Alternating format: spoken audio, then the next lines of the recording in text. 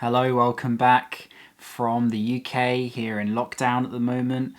I'm just making a video on how expensive things are in Kuwait because I think it's an interesting country to cover in this respect. If you didn't know, Kuwait has the world's strongest currency, the Kuwaiti Dinar, which is largely thanks to its vast oil reserves which it exports to the global market. It's not actually the most expensive place you can go to in the world. Is it cheap though? No, absolutely not. It's still quite heavy on the wallet. So let me break down how things are in Kuwait based on my travel experience in the country. So I'm going to go through accommodation, food, supermarket prices, restaurants, taxis, all the usual jazz. So without further ado, let's get into it. As the strongest currency in the world, the Kuwaiti dinar is not likely to have a favourable rate for you. In fact, impossible. Doesn't matter where you're from. I'm using the British pounds, but if it's American dollars, euros, Chinese yuan, you name it, it's still going to be expensive to buy currency. So one British pound is equal to 0.38 Kuwaiti dinar, so 0.4 of a dinar roughly. £5 then is just underneath 2 dinar. £10 is equal to 3.88 Kuwaiti dinar. Double that. £20 is equal to 7.76, and £50 then equal to 19.41, and finally £100 equal to 38.82, just underneath 40 dinar. First up, I think we should talk about accommodation prices in Kuwait. So let's start off by saying that yes, of course, they are quite expensive.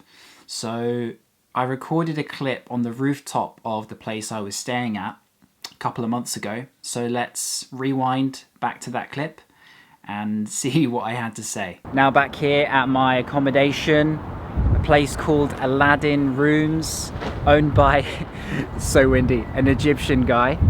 And it's kind of like a hostel setup.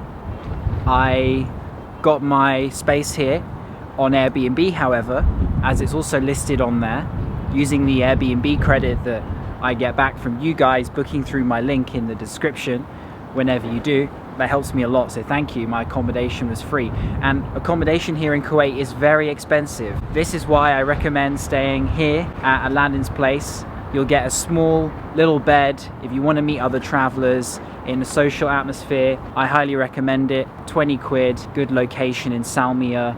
And like I said, Kuwait is an expensive place to try and find a hotel, and if you're a budget traveler, there is no better accommodation than this place. So let's now move on to one of the most exciting parts of Kuwait's culture, which is the food and how much is it. So I'm going to show you a range of experiences that I had when it came to dining in Kuwait. Firstly, I'm going to showcase what, according to Khalid, is the best restaurant in the entire country. And having had the experience there, I can say he might not be wrong either. So I filmed a fair amount of footage in there. Frij Swallow is the name. Being escorted into the restaurant by the owner himself.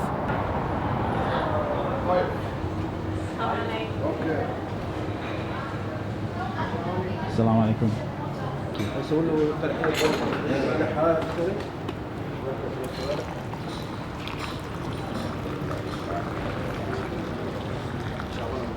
في مجلس ما في ما بنفس ثقيلة هذا ولد أمه وهذا ولد كا وهذا رفيق المرجنر متيلة سبني من الكيف وهو من الدلة أربنا رسكر دوري يا راس فنجال كيف في نلاني حقا بنار نجل أقولي القتالي رسنا لنا مرحبا بلني فانا ترحبا أحم في داري أكل ضيافة فنجال قهوة يلا خيو هر هو مرحبا والبقى تقام Shukran. Just got the coffee on arrival and being given a little bit of a tour. Now we see the baker to do it here, everything fresh. Personalized experience, getting to see the bread cooked in the oven, made and cooked literally in seconds. You'll see him put it inside. That's it.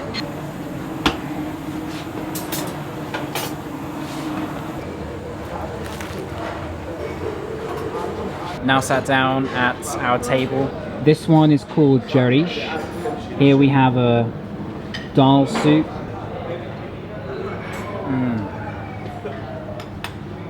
The jarish is really good. Kind of has a very creamy, savory, almost meaty flavor to it. Take a bit of the soup. That's also very warm and creamy. Beautiful flavor.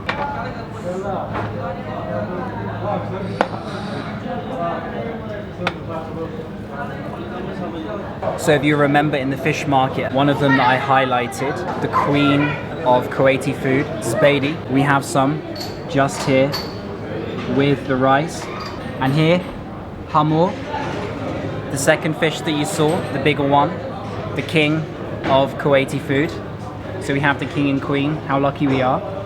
And then this one, which is kind of like egg on top of noodles, balalit, which can be eaten during the breakfast time as well, and quite popular at that time of day.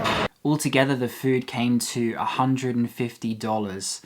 Very kindly, the manager agreed to pay for our meal despite Khalid trying to insist on paying it for himself. I was sort of overwhelmed by the hospitality of Khalid first suggesting he would pay, and then for the manager to then outdo him is quite something. So I want to thank particularly the owner, Omar Sharah Al-Azmi, and of course the manager who you saw a little bit in the video, Mohammed Shoab Al-Falakawi. I'm sorry if I mispronounced your names, but I did my best, and thank you once again, shukran, for the very good food. And if I ever come back to Kuwait, that's the first restaurant I'm gonna try once again. In one of my favourite areas of Kuwait, I had a great breakfast. So I'm now at a place to have some brunch called Lapang Quotidian, just by the marina. A bit expensive, you can sit outside, lots of interesting people watching to be done.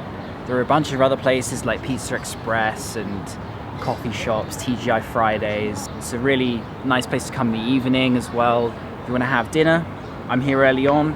Prices are a little bit more inflated, but if you want a nice experience, then this is the area to relax in. And that came to just underneath £10, around 3.75 Kuwaiti dinars.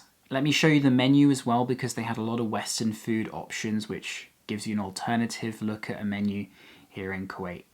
All the different breakfast options. 2 dinars, about £5. Eggs, omelettes, full brunch sets, coffees and teas, homemade lemonade, juices, daily juice blends, desserts, all under £5, tarts.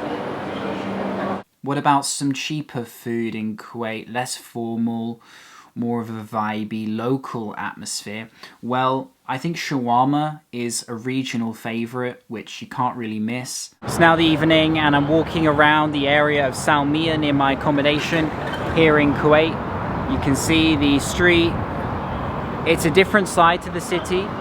It's full of foreigners from different countries like Egypt, the Philippines, Thailand, India, Sri Lanka. And as a result, there's tons of different food places. I want to show some shawarma, which is pretty regional, and show you just how cheap it is as well. So these often are really good snacks to have across the Middle East. Doesn't have to necessarily be a main meal. However, for the shawarma, which is quite small, it's cut in half, there's 2 of these, and an orange juice, 1.1 KD, which is very inexpensive, of course. You can even get 2 if you're already hungry, because they're not that big, and that will most likely fill you up as your dinner. Following the shawarma, I was still hungry, and so I had a thali at one of the most famous Indian restaurants right at the heart of the Hindu community there in Kuwait City. 1.25 Kuwait dinars, which is around £3.21 for a great exuberance of dishes of different colours and flavours and spices with roti, and it was great. And if you're looking for Indian food, then I recommend that particular place in Salmiya. As many of you are probably familiar with by now, I often show supermarket prices in these How Expensive Is videos.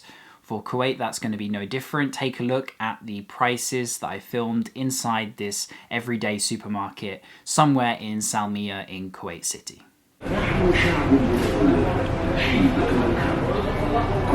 Wow, every kind of spices you could imagine.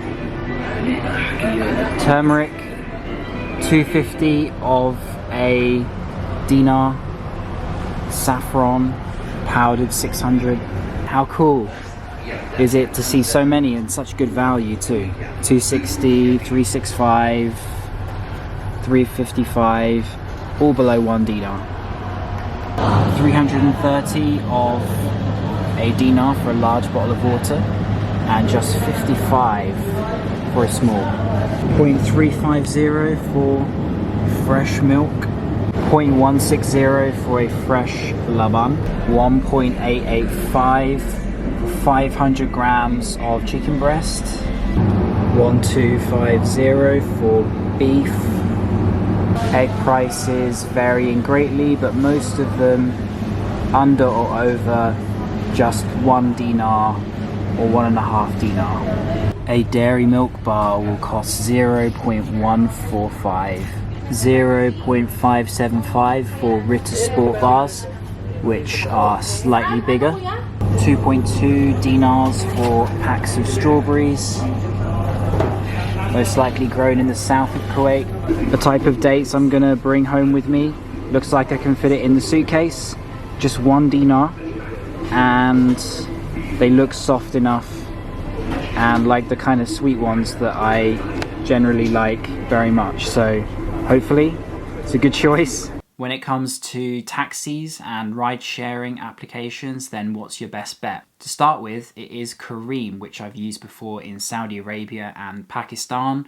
I'm not sure what other countries Careem is in, but it offers a good, affordable service for getting around cities in a taxi. Unfortunately, in the first few days of my trip, before I started counting the prices of stuff, my Careem account got banned in Kuwait. I got blocked off the app for whatever reason. Anyway, I had to download another taxi app, which was called Grand Limo, and I used that for the remainder of my trip. Now, this is a lot more expensive. It's very much a deluxe luxury service where you have a guy in a suit driving you around who opens the door for you. It's quite extravagant, although I was impressed by just how affordable it was. For just a few kilometers journey from Marina Beach back to Salmiya, it was 3 dinars, the most luxury taxi you can think of, for just a few kilometers, coming in at £7.69.